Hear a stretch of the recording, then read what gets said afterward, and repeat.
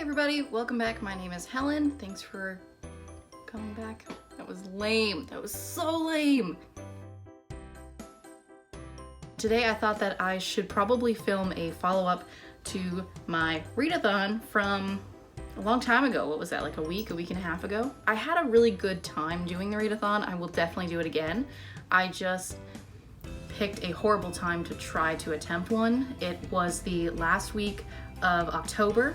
Particularly, I was not realizing that I also had set aside that last week, unofficially in my head, to plan for NaNoWrimo. I created this situation where I was supposed to be reading and I was supposed to be prepping for Nano, and then I did neither one of them. Whoops! I vlogged my first and second day of the readathon and I finished one book and I got my graphic novel done, and I think I started into another physical book and another audio book because I was having way more trouble than I needed to in finding books that met the specific challenges for my team for the readathon. So instead I just kind of went rogue and read what I felt like reading, which is what I'm still reading because I haven't had very much time to continue reading. But right now I'm reading Crown of Embers by Ray Carson. It's part of the series for Girl of Fire and Thorns. Highly recommend. It's really, really good so far. I am also reading the second book in the Kiss of Deception series. So with all of this explanation and excuses about how there was NaNoWrimo coming up, I'm probably making it sound as though the reason that I didn't do very well with the rest of the readathon was because I was so busy prepping for NaNoWrimo and doing all this really important writing prep. But no, I wasn't doing that either. Mostly I was just watching videos about the readathon or watching videos about NaNoWrimo or about writing and just not actually doing a lot of it. So I don't know when I'm going to be posting this, but right now it is November 3rd. First day of NaNoWrimo, I wrote like 900 words. So far below the recommended 1,667, but even lower than my goal because I was gonna try and do the reverse Nano this year, which is where you start out with a huge amount of words at the beginning. It's something like 3,600, 3,400, somewhere in there the first day. And then it slowly decreases each day, the number of words, to where November 30th, you only have to write one word to finish your book. I've done Nano 4 or 5 other times and I've always lost or whatever, failed, I guess.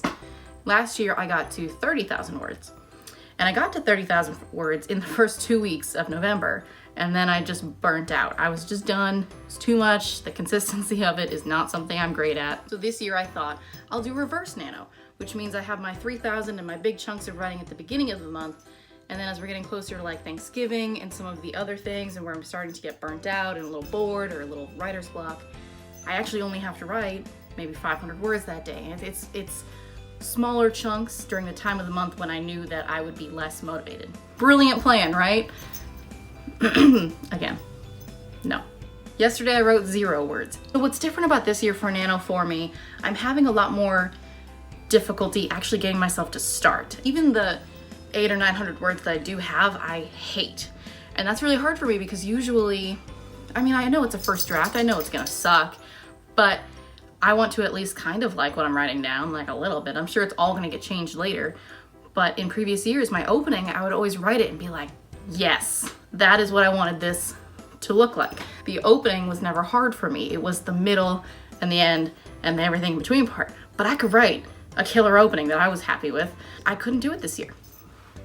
And I was thinking about it as I watched hours of YouTube videos and all these different ways to plot and all these different ways to outline and all these different story planning and story building and all these different methods I was watching last night on YouTube. I realized that I just really like my story idea this year. I am really excited about it. It is the book that I would want to read if I didn't need to write it first.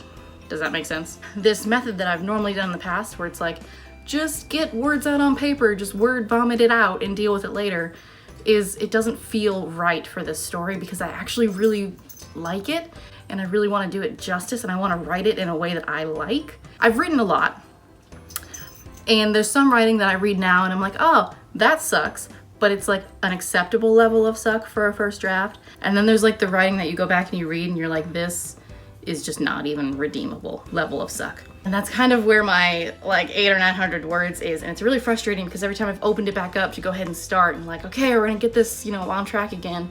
Just like, this sucks. Today, I'm gonna get over it. I'm gonna get over this whole, oh, I don't like my first 800, 900 words.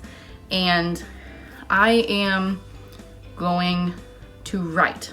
I want to do it some justice and I want to do it well in a way that at least I'm happy with. And write and plan, outline, whatever at the same time. I do have an outline and a scene list for the first quarter of the book or so. It's hard to say because I haven't finished my outline, so I don't really know exactly how far into this I am. But what I picture as being the first quarter and the first kind of main disaster, kind of like the act 1 of it maybe. I have enough that I can write. I have enough that I can write for quite a few days and not run out of outline. So my plan is to write what write through what I've got in my outline, and at the same time try to be adding to the end of that outline so that way I don't run out in a few days or in a week or two. And in order to achieve that, I have to let go of the idea of this word count, which is gonna be hard for me because I am competitive, and so if I have like a set word count that everyone else is getting and I'm not, it's going to bother me.